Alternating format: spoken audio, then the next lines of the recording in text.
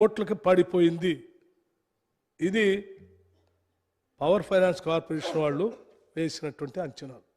ఆస్తులు పెంచారంటారు. ఏం ఆస్తులు మైనస్లో ఉన్నారు? 38,000 కోట్లు మైనస్ అంటే దీని అర్థం ఏంటంటే, అయ్యా ఈ డిస్కౌంట్లన్నీ మీకు ఇస్తామని నడపండి అంటే, మేము నడపాలంటే వాటితో పాటు ఇంకో 38,000 కోట్లు మీరు మాకు ఇస్తే తప్ప వాటిని మేము నడపలేమని చెప్పటం. ఆ పరిస్థితి తీసుకొచ్చారు. దీన్ని ఆ పరిస్థితికి డిస్కౌంట్లు తీసుకొచ్చి మేము ఆస్తులు సృష్టించామంటే ఎట్లా అధ్యక్ష? ఇది పవర్ ఫైనాన్స్ కార్పొరేషన్ వాళ్ళు ఇచ్చిన నివేదిక అధ్యక్ష.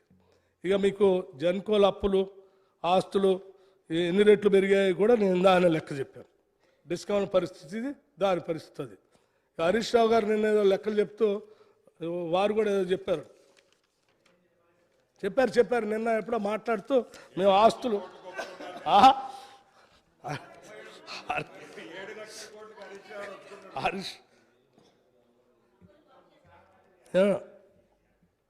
హరీష్ రావు గారు మాట్లాడుతూ 2014-15లో విద్యుత్ సంస్థల ఆస్తులు 44,430 కోట్లు ఉంటే అవి 22-23 నాటికి 1,37,570 కోట్లు పెరిగాయని అన్నారు.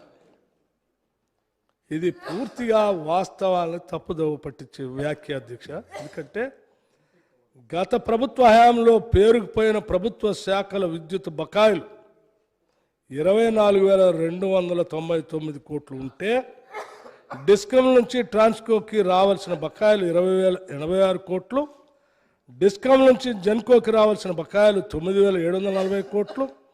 అంటే గత ప్రభుత్వం చెల్లించకుండా వదిలేసిన బకాయిలను లెక్కలో తీసుకుంటే ఈ నికర ఆస్తుల విలువ 1,01,400 కోట్ల కంటే తక్కువగా ఉండటమే కాకుండా గత ప్రభుత్వ చర్యల విద్యుత్ రంగంలో పేరుకుపోయిన మొత్తం అప్పుల విలువ 81,506 కోట్లు.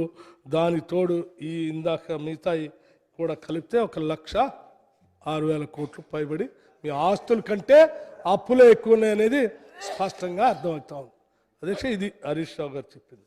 ఇక మిత్రులు అధ్యక్ష కాదండి, మరంటే ఇది పవర్కి సంబంధించి మీరు నిన్న మాట్లాడారు కదా.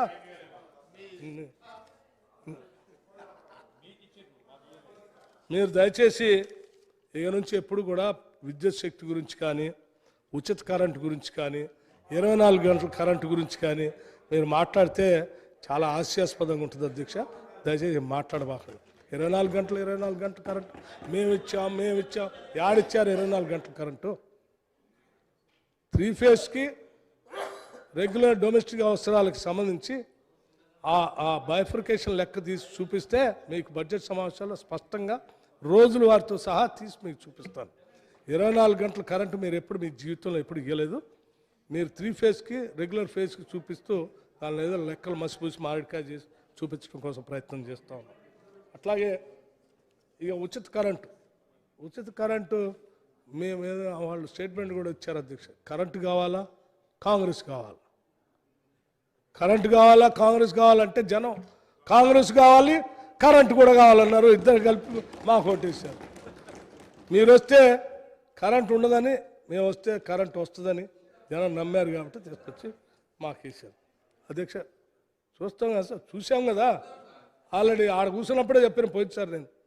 ఆడ బాగా మాట్లాడుతున్నట్టు ఏంటంటే ఈసారి అట్టే వచ్చి కూర్చుంటా అన్నా నేను కూడా వచ్చాను. అట్లా ఉన్నది చెప్తే కూడా ఎట్లా లెక్కలు చెప్తే కూడా అక్బరుద్దీన్ గారు వారు ఓల్డ్ సిటీలో ఉన్నటువంటి కొన్ని అంశాల గురించి చెప్పారు. పోల్స్ గురించి, ట్రాన్స్ఫార్మర్స్ గురించి, లేకపోతే ఇంకా ఇతరత్ర వైర్లు ఏలాడుతూ ఉన్నాయి వాటికి సంబంధించి ఇతరత్ర కొన్ని సమస్యలు దృష్టి తీసుకొచ్చారు అధ్యక్ష.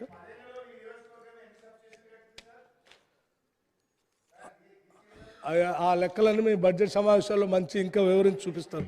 అప్పుడు అవసరమైతే స్పీకర్ గారు పర్మిషన్ తీసుకొని ఒక స్క్రీన్ కూడా పెట్టి ప్రజెంటేషన్ కూడా ఇస్తాం అధ్యక్ష. సభ అనుమతి తీసుకుని అధ్యక్ష, స్పీకర్ గారు అనుమతి తీసుకుని. అట్లాగే అధ్యక్ష, వారు ఓల్డ్ సిటీలో ఉన్న సమస్యలన్నింటినీ పరిష్కారం చేయండి సాధ్యమైనంత వరకు అని అడిగారు. తప్పనిసరిగా ముఖ్యమంత్రి గారు ఇప్పటికే ఒకసారి చెప్పారు కూడా, మాకు ఓల్డ్ సిటీ అయినా న్యూ సిటీ అయినా రాష్ట్రం అంతా ఒకటే, తప్పనిసరిగా ఉన్న సమస్యలన్నింటినీ అడ్రస్ చేస్తామని చెప్పాం. హైదరాబాద్ నగరానికి సంబంధించిన శాసనసభ్యులందరూ సమావేశం ఒకసారి ఏర్పాటు చేసి మీ సమస్యలన్నీ కూడా ఏమేమి ఉన్నాయో చూసి సాధ్యమైనంత వరకు వాటన్నిటి పరిష్కారం కోసం ప్రయత్నం చేస్తానని మీ అందరికీ చెప్తా ఉన్నాను మిత్రులు అక్బరుద్దీన్ గారికి. అట్లాగే మన కోననేని సాంబశివరావు గారు కార్మికుల గురించి, సింగరేణి సమస్యల గురించి, జెన్కోలో ఉన్నటువంటి సమస్యల గురించి కూడా వారు సభ దృష్టికి తీసుకొని వచ్చారు. తప్పనిసరిగా వారిని కూడా నేను ప్రత్యేకంగా పిలుచుకొని మాట్లాడి ఆ సమస్యలు ఏమి ఉన్నాయో వాటి పరిష్కారం కోసం కూడా చేస్తానని చెప్తా ఉన్నాను. అట్లాగే మన మిత్రుడు పాయల్ శంకర్ గారు కూడా మాట్లాడారు. వారు చెప్పినటువంటి సమస్యలు కూడా పరిష్కారం కోసం ప్రయత్నం చేస్తాం.